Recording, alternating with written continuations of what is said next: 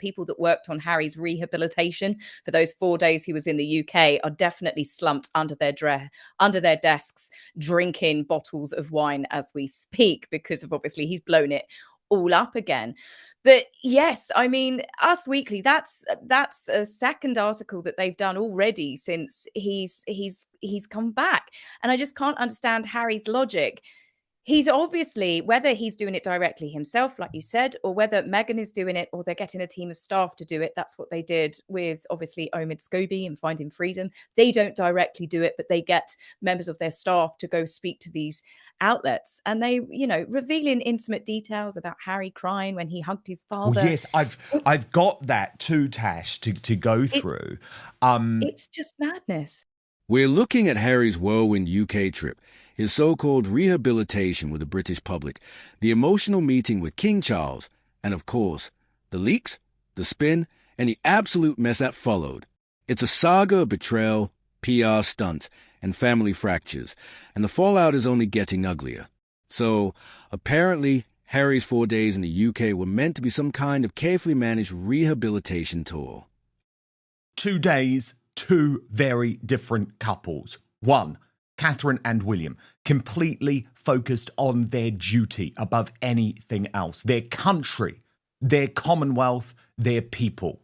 The other, the fake royals, now so intent on making money because they are on the bones of their ass that they will take the coin from corporates in stunts, I think, which actually continue to disgrace the royal family.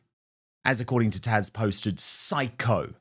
In the new Disney documentary, they talk about favourite rides at the park. Meghan tells the reporter Harry's favourite is Space Mountain. She chose that ride because that's the one she practiced her Diana cosplay the hardest for in the mirror. And Tash, so good to have you, by the way. We've missed you. I know you've been away these past few weeks, so brilliant to have you back. And we've got so much to talk about, seriously. But I think these conversations are even more important because have you noticed the mainstream media in the UK, because they've done this total 180 on William and Catherine while supporting Harry and Meghan, have not spoken about this ridiculous Disney stunt, the ridiculous Diana cosplay, and just how bad things are getting now that Harry and Meghan are trying to ingratiate themselves at the royal family at the same time as they sell their souls and effectively now take money to appear in infomercials. Yes, I think there's a lot of them, Dan, that are now eating their own hats. I mean, talk about another own goal that this couple do.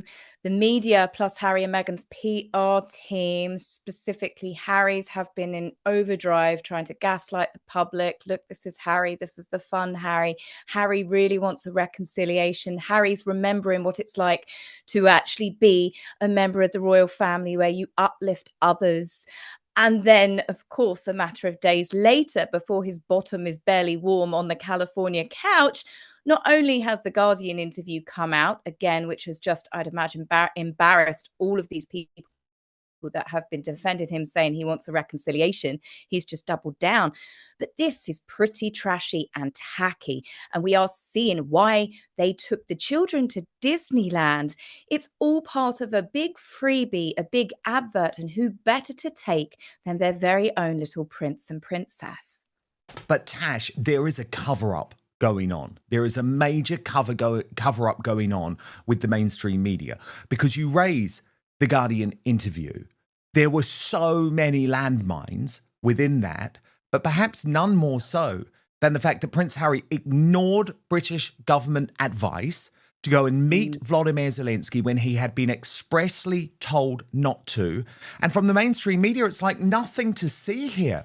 And Tash, for me, why this development is so significant, and of course, don't get me wrong, it's much more egregious what he says about standing by all of his comments in regards to the late Queen and the current Queen and Catherine and William.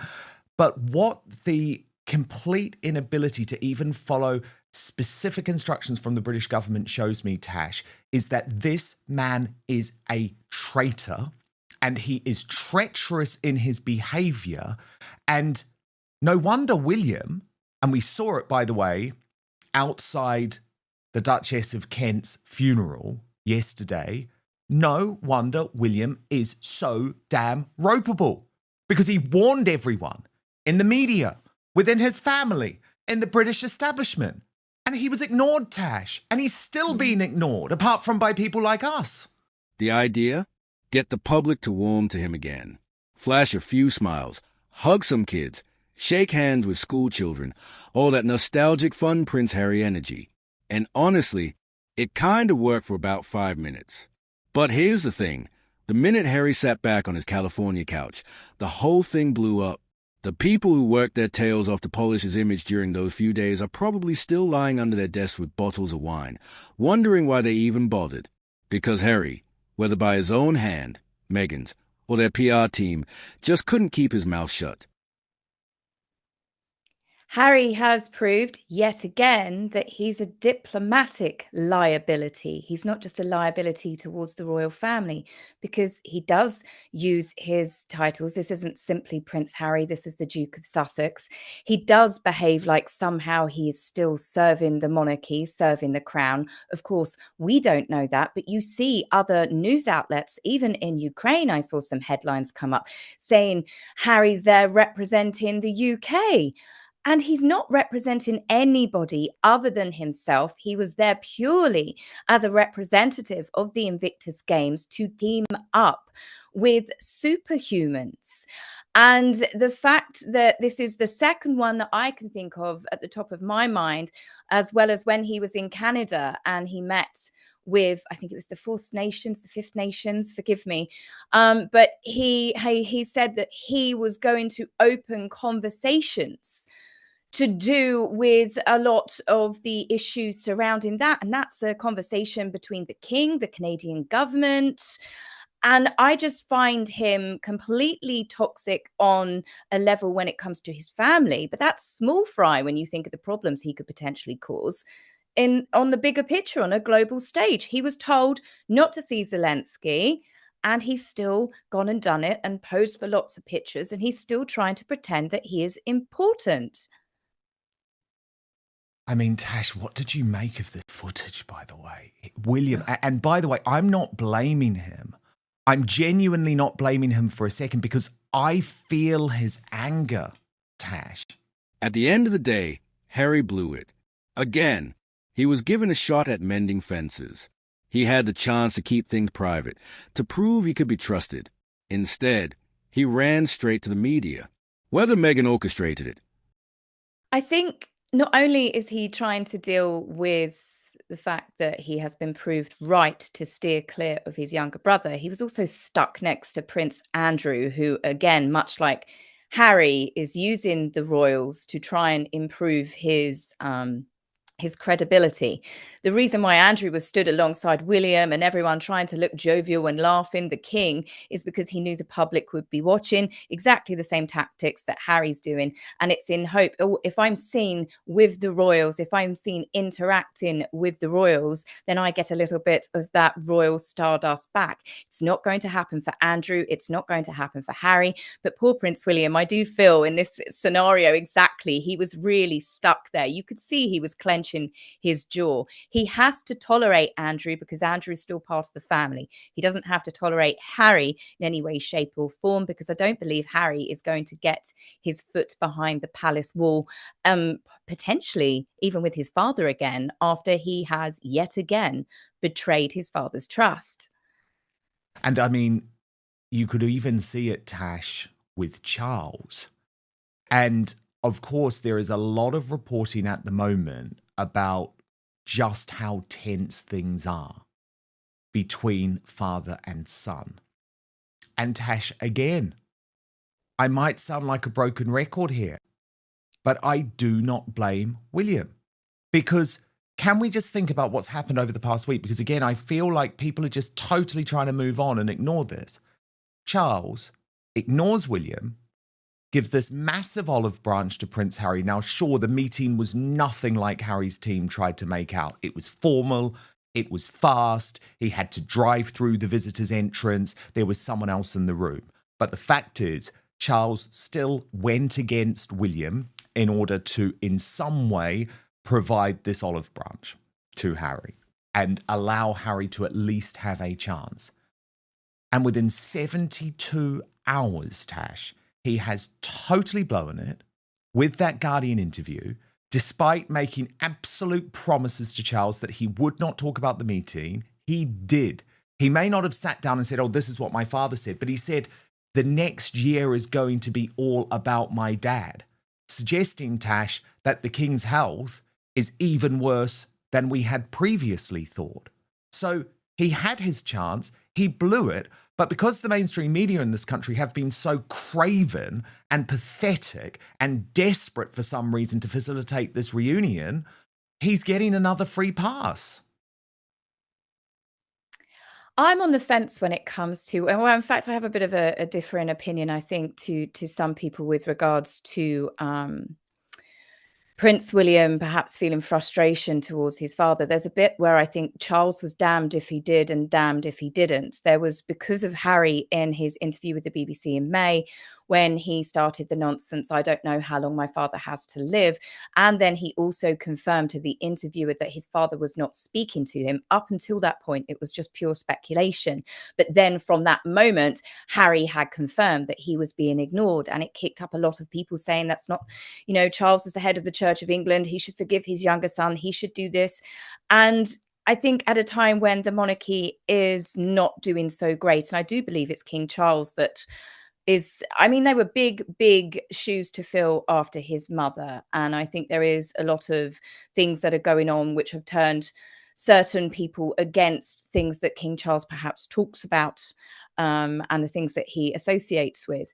And I just really can't help but feel that he tried to meet with Harry, and it was done in such a way, it was little more than a slot-in business meeting, because it stopped that in its tracks. Harry can't say I'm being ignored anymore. People can't say the king is being cruel anymore.